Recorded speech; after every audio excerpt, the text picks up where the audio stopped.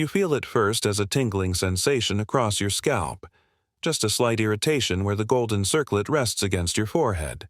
You adjust it slightly, thinking perhaps it's sitting wrong, pressing too hard against your skin after hours of wearing it during the coronation ceremony.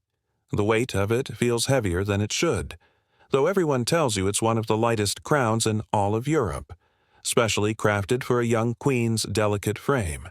You're 15 years old, and you've just become the Queen of France, but something is terribly wrong with the symbol of your new power. The burning starts within hours. Red welts rise along your hairline, angry and swollen, clear fluid that stains your silk pillows.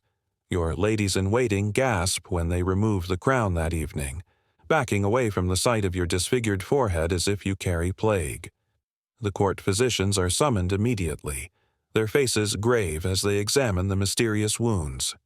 They apply poultices and prayers in equal measure, but nothing stops the spreading rash that follows the crown's outline like a brand burned into your flesh. You don't know it yet, but you're living through one of history's most bizarre medical mysteries. A queen literally allergic to her own crown, trapped in a nightmare where the very symbol of your authority is slowly poisoning you. Your name is Isabella of Bavaria, and the year is 1385. You've just married Charles VI of France, a young king whose own madness will soon eclipse even your strange affliction. But for now, all eyes are on you and the horrifying reaction your body has to the royal regalia. The French court, already suspicious of your Bavarian origins, whispers that you're cursed, that God himself rejects your claim to the throne. They don't understand that your suffering is entirely physical, caused by something in the metal that your body violently rejects every time it touches your skin. The crown isn't your only enemy. The royal scepter leaves blisters on your palms within minutes of holding it. The ceremonial rings swell your fingers into purple sausages that have to be cut off with jeweler's tools while you scream in agony. Even the golden thread woven through your coronation robes raises welts wherever it brushes against your skin. You're supposed to be the most powerful woman in France, but you can't even wear the symbols of your office without your body staging a full revolt against them. The physicians try everything. They coat the crown's interior with layers of silk, hoping to create a barrier between the metal and your skin. It doesn't work. The reaction penetrates through fabric as if it isn't there. They attempt to purify the gold through various alchemical processes, convinced that some corruption in the metal itself must be causing your affliction. They melt down ancient Byzantine coins blessed by saints and reforge portions of the crown, but your skin still erupts in protest. 1. Physician suggests it might be the gems themselves, the rubies and sapphires that stud the golden band. They remove them all, leaving empty settings like missing teeth, but the burning continues. You learn to time your appearances carefully. You can wear the crown for exactly 17 minutes before the reaction becomes visible. After that, the telltale redness starts creeping across your forehead, and you have to retreat to your chambers before the court sees your disfigurement. 17 minutes to assert your authority. 17 minutes to play queen before your body betrays you. You practice in private, timing yourself with an hourglass, learning to accomplish the most important ceremonial duties within that narrow window. Your wedding night to Charles had been everything a royal union should be. He was handsome then, clear-eyed and strong, calling you his Bavarian rose. He didn't care that you spoke French with a heavy accent, or that your ways seemed strange to the Parisian court. But that was before the crown rejected you, before the whispers started that you were unfit to rule France. Now he looks at you differently, especially when the angry red marks are visible on your skin. He's starting to have episodes of his own, moments where he doesn't recognize you, where he thinks you're made of glass and might shatter if he touches you. Two monarchs, both betrayed by their own bodies in different but equally devastating ways. The court chronicles will later describe your beauty in those early years, before the affliction took its toll. You had dark hair that fell to your waist, eyes the color of forest moss, and skin that was praised for its alabaster perfection. but those descriptions were written by men who never saw what the crown did to you in private, never witnessed the wounds that refused to heal, patches of skin that were slow to heal and scarred. They didn't see you sobbing in your chambers as your ladies applied yet another useless salve, or the way you flinched whenever someone mentioned an upcoming ceremony that would require you to wear the crown. The worst part is that you can't simply refuse to wear it. The crown isn't just jewelry, it's a sacred object, blessed by the Pope, anointed with holy oil, believed to carry the divine authority of French kingship. To reject the crown is to reject God's will, to announce to the world that you're unworthy of your position. So you endure, even as your body screams in protest, even as the pain becomes so intense that you bite down to keep from crying out from the pain during ceremonies. Your ladies-in-waiting develop an elaborate system to hide your affliction. They create special headdresses that look like crowns from a distance but never actually touch your skin, suspended on hidden frameworks that distribute the weight to your shoulders instead of your head. They powder your forehead with lead-based cosmetics that conceal the worst of the scarring, though the lead itself slowly poisons you in other ways you won't understand for years. They time your public appearances around the healing cycles of your wounds, scheduling important events during the brief windows when the worst of the inflammation has subsided. But the French court is not easily fooled. They notice how you never wear the crown during informal gatherings, how you always seem to have convenient headaches during extended ceremonies. Your enemies, and there are many at court who resent a Bavarian queen, spread rumors that you're weak, possibly diseased, certainly unfit to bear healthy heirs to the throne. They don't know that you've already miscarried twice, possibly due to the constant stress your body endures from repeated exposure to whatever toxic substance lurks in the royal regalia. Modern historians believe you suffered from an extreme allergy to nickel, a common component in medieval gold alloys. The royal crown, scepter, and rings all contained enough nickel to trigger severe contact dermatitis every time they touched your skin. But in 1385, no one understood allergies. They saw your affliction as divine punishment, as witchcraft, as evidence that you were never meant to rule France. The irony is crushing. You were poisoned by the very symbols meant to legitimize your power, tortured by objects that were supposed to elevate you above ordinary mortals. The situation worsens as Charles's madness deepens. By 1392, he's having episodes where he runs wild through the palace, attacking servants, convinced that he's made of glass and will shatter if anyone touches him. During one incident, he kills 4 of his own knights, unable to recognize them through the veil of his delusions. The court needs a strong queen more than ever, someone who can rule in the king's name during his increasingly frequent bouts of insanity. But how can you assert authority when you can't even wear the crown without your skin erupting in revolt? You try to fulfill your duties despite the pain. When English ambassadors arrive to negotiate treaties, you force yourself to wear the full regalia for the entire 3-hour ceremony. By the end, the powder on your forehead is stained, and you can feel discomfort beneath the crown under the crown's weight. You maintain your composure, speaking in measured tones about territory and trade while feeling like your skull is on fire.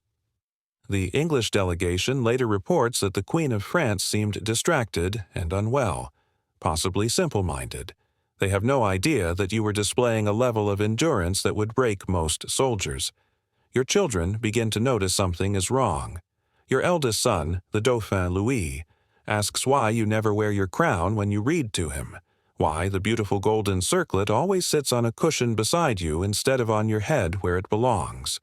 You tell him that crowns are heavy, that queens need to rest sometimes too. But he's a clever child, and he's seen the angry red marks on your skin, the way you flinch when he tries to play with the royal jewels. Children see everything, even when adults think they're being discreet. The servants whisper about finding blood on your pillows, about the strange remedies your Bavarian ladies prepare in secret. They speak of hearing you crying out in your sleep, begging someone to take the crown away to let you be free of it. Some of them pity you, this young foreign queen trapped in a marriage to a madman, tortured by the very symbols of her rank. Others see it as proof that you were never meant to be here, that France itself rejects you. You begin to develop psychological symptoms alongside the physical ones. The mere sight of the crown makes your heart race, your palms sweat, your breath come in short gasps.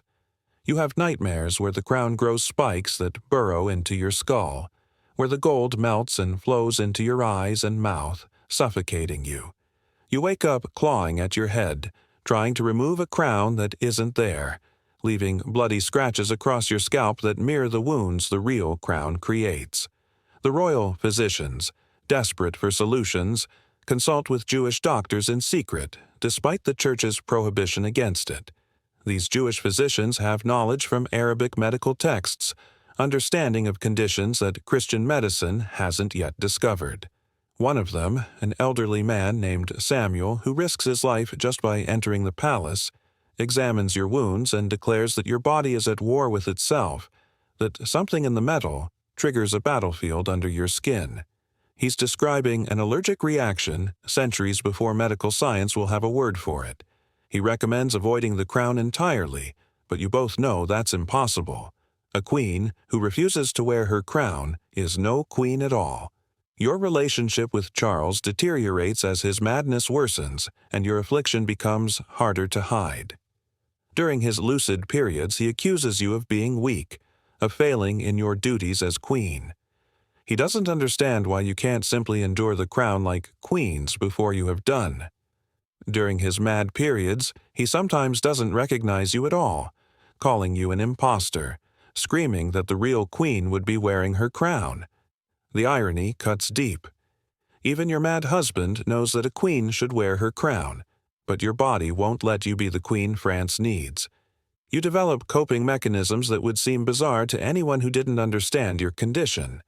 You keep detailed records of how long you can wear different pieces of royal regalia before the reaction starts. The crown gives you 17 minutes, but the scepter only 12. The rings vary depending on which fingers they're on, your index fingers being the most sensitive, your thumbs the most resistant. You create elaborate schedules, planning your exposure to the toxic metals like a general planning a military campaign. The year 1407 brings a new crisis.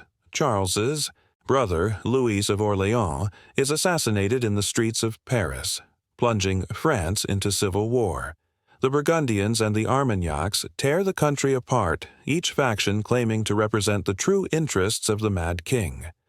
The country needs strong leadership, needs a queen who can appear in full regalia to rally the nobles and reassure the people.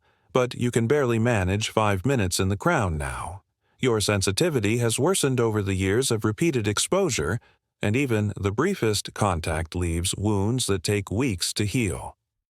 You make a desperate decision. For the crucial peace negotiations, you'll wear the crown, regardless of the consequences, endure whatever damage it does to show France that their queen is strong. You have your ladies prepare the strongest numbing salves they can create, compounds of strong sedatives that are almost as dangerous as the reaction they're meant to suppress.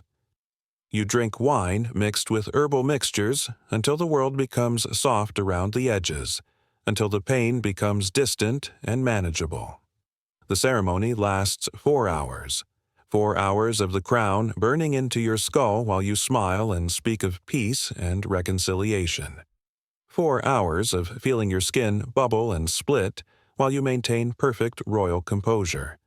By the end, the effects were overwhelming and disorienting from the combination of pain and drugs, seeing the assembled nobles as grotesque monsters, their faces melting and reforming. But you don't break. You complete the ceremony, sign the documents, play your part perfectly.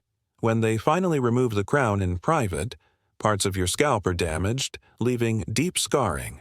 The wounds are so severe that your physicians fear you'll die from infection. For 3 weeks you hover between life and death, your body ravaged by the allergic reaction and the toxic remedies used to suppress it. You survive, but the damage is permanent.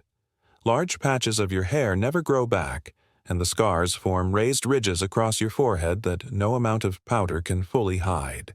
Charles dies in 1422, and you outlive him by 13 years. During those final years, you no longer even attempt to wear the crown.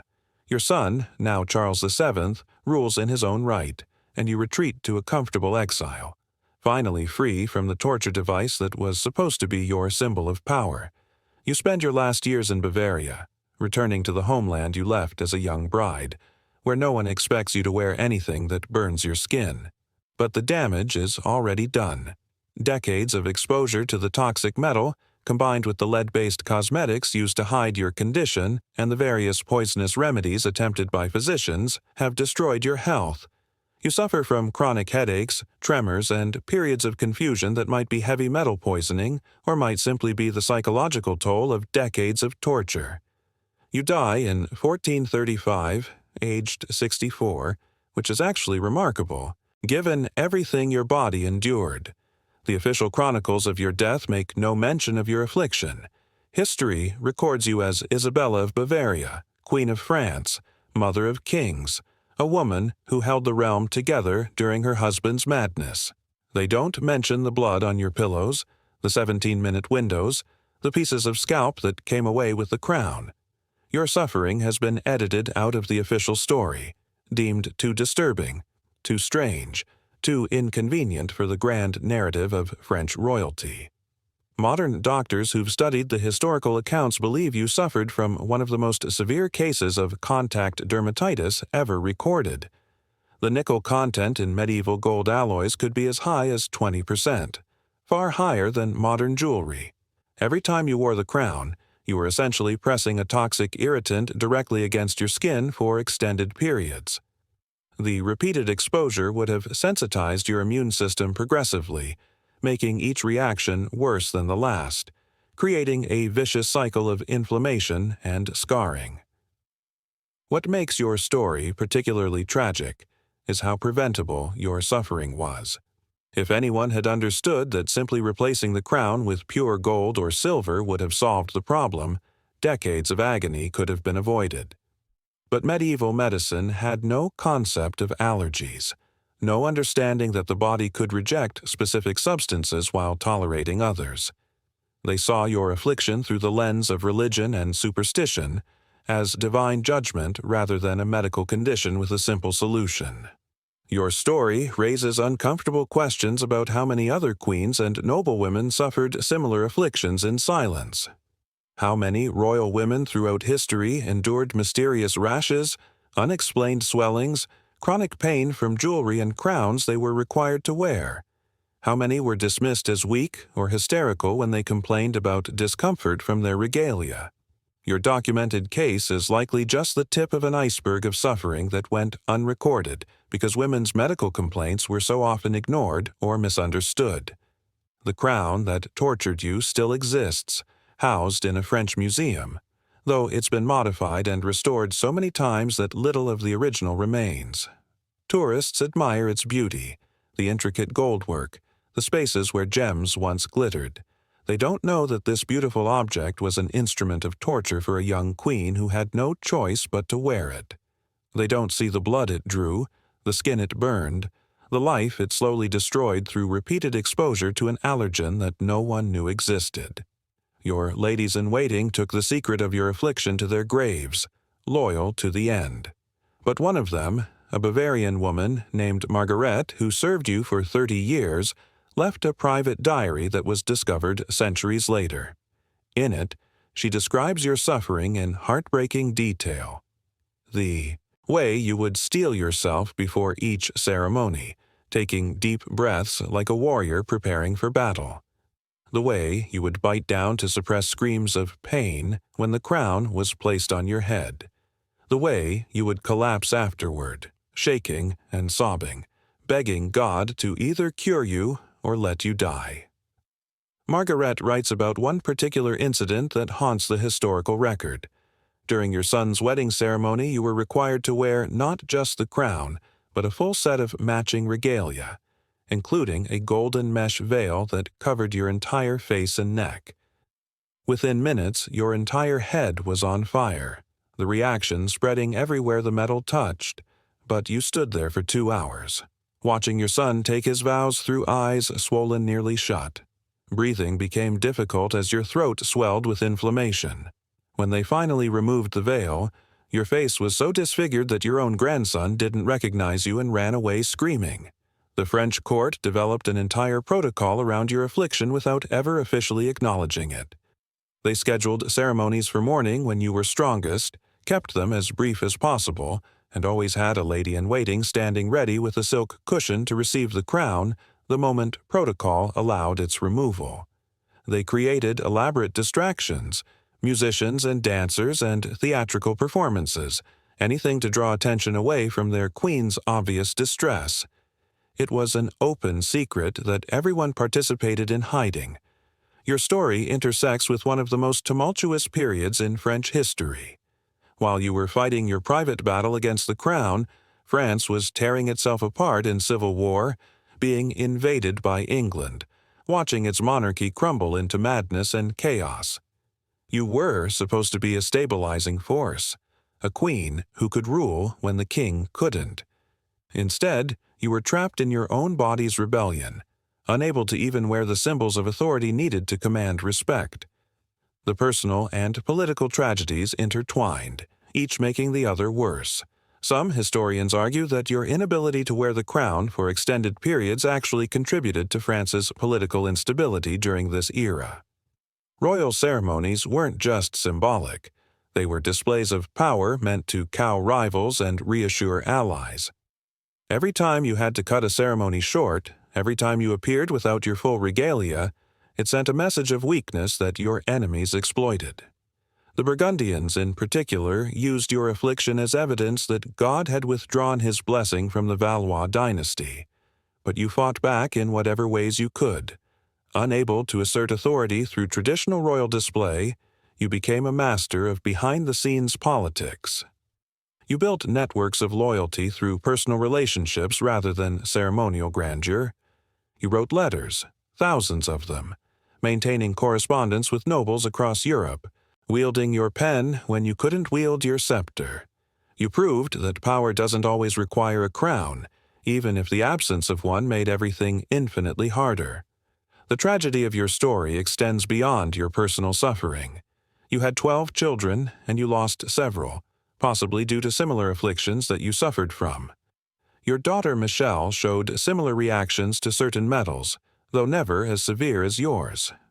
Your son Charles developed mysterious rashes that might have been inherited sensitivities. The genetic component of allergies wasn't understood then, but looking back, it's possible your children inherited your immune system's tendency toward hypersensitivity. Your story should have been a warning, a medical case study that advanced understanding of allergic reactions. Instead, it was buried, dismissed as female hysteria, or divine punishment, or simply too embarrassing to acknowledge. How many people suffered needlessly because the lessons of your affliction weren't learned? How many could have been spared if medieval medicine had been willing to see your condition as a physical reaction rather than a moral judgment? Today, nickel allergy affects up to 17% of women and 3% of men. It's one of the most common contact allergies in the world, easily diagnosed and easily managed by simply avoiding nickel-containing items. What tortured you for decades is now treated with a simple patch test and a list of metals to avoid. The crown that burned your skin would today simply be remade in hypoallergenic materials.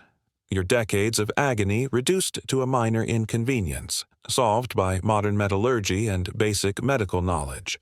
But in 1385, you were alone with your suffering, trapped between the demands of queenship and the rebellion of your own body.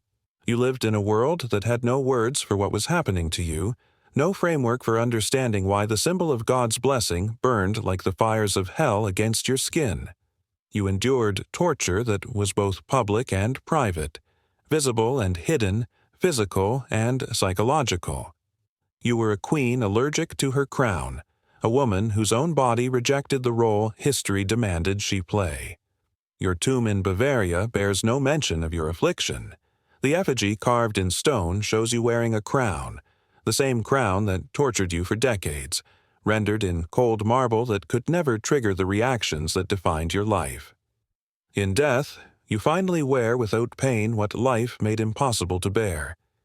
It's either a cruel irony or perhaps a kind of justice that history remembers you crowned, even if that crown was your greatest enemy. The queen who was allergic to her crown. Not a metaphor, not a fairy tale, but a real woman who suffered for decades because her body recognized what her era couldn't.